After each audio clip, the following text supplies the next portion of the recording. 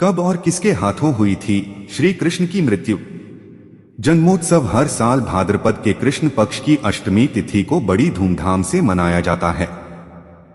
ऐसी मान्यताएं हैं कि भगवान श्री कृष्ण का जन्म भाद्रपद माह के कृष्ण की अष्टमी तिथि को रोहिणी नक्षत्र में हुआ था। लेकिन क्या आप जानते हैं श्री कृष्ण की मौत कब और कैसे हुई थी? आइए जानते हैं इसे लेकर हिंदू धर्म की पौराणिक कथाएं क्या कहती हैं। मानव जाति और मानवता को नष्ट करने वाला कुरुक्षेत्र का युद्ध शांत हो चुका था। अपनी जीत से पांडव बहुत खुश नहीं थे। इस तबाही से उनका मन भी कहीं न कहीं विचलित था। इसलिए पांडव श्री कृष्ण के साथ दुर्योधन की मौत पर शोक जताने उनके अंधे माँ बाप गांधारी और धृतराष्ट्र के पास पहुंचे। दुर्योधन का शव खून में लथपथ पड़ा था। गांधारी ने तब श्री कृष्ण को दुर्योधन की मौत का असली जिम्मेवार ठहराया था। गांधारी ने चीखते हुए श्री कृष्ण से कहा, हे द्वारकाधीश, मैंने हमेशा आपकी पूजा विष्णु अवतार मानकर की, लेकिन क्या आज आप अपने किए पर जरा भी शर्मिंदा हैं? अपनी दिव्य शक्तियों से आप ये युद्ध रोक भी सकते थे। जाओ जाकर देवकी से पूछो कि बेटे की मौत पर आंसू बहाने वाली मां का दर्द क्या होता है, जिसने अपनी 7 संतानों को मरते देखा है। गांधारी यहीं शांत नहीं हुई।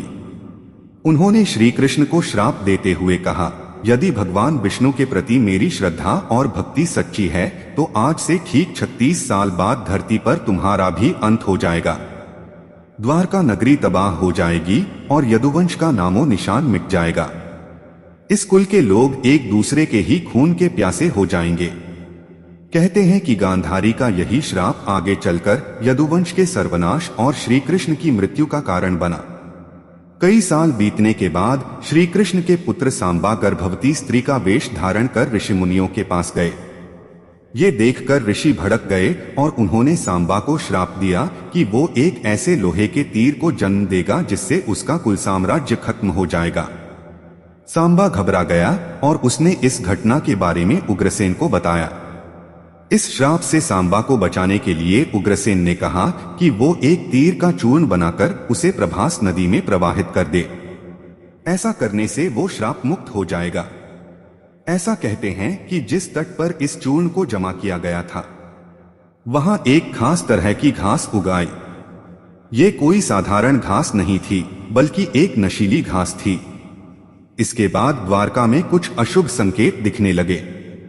श्री कृष्ण का शंख, रथ, सुदर्शन चक्र और बलराम का हल अदृश्य हो गया। कैसे पाप नगरी बन गई द्वारका। द्वारका अपराध की नगरी में तब्दील होने लगी। धरती पर पाप बढ़ने लगा। ये सब श्री कृष्ण से देखा नहीं गया और उन्होंने द्वारका वासियों से प्रभास नदी के तट पर अपने पापों का प्रायश्चित करने को कहा। लेकिन द्वारकावासी वहां जाकर उस नशीली घास का सेवन करने लगे। नशे में चूर एक दूसरे के खून के प्यासे हो गए। गांधारी का श्राप सच हुआ। यदुवंशी आपस में ही लड़कर खत्म हो गए। इस घटना कुछ समय बाद श्री कृष्ण जब एक पेड़ के नीचे योग समाधि ले रहे थे, तब वहां जरा नाम का एक शिकारी हिरण की तलाश में आ गया। जरा ने झाड़ियों में श्री कृष्ण के हिलते पैरों को हिरण समझकर तीर चला दिया। वो तीर श्री कृष्ण को लग गया। इस पर जरा को बहुत पछतावा हुआ और उसने श्री कृष्ण से क्षमा भी मांगी। तब श्री कृष्ण ने उसे बताया कि उनकी मृत्यु निश्चित थी। दोस्तों, कहानी अच्छी लगी तो लाइक करें, शेयर करें, कमेंट करें और चैनल को सब्सक्राइब करें। Thank you.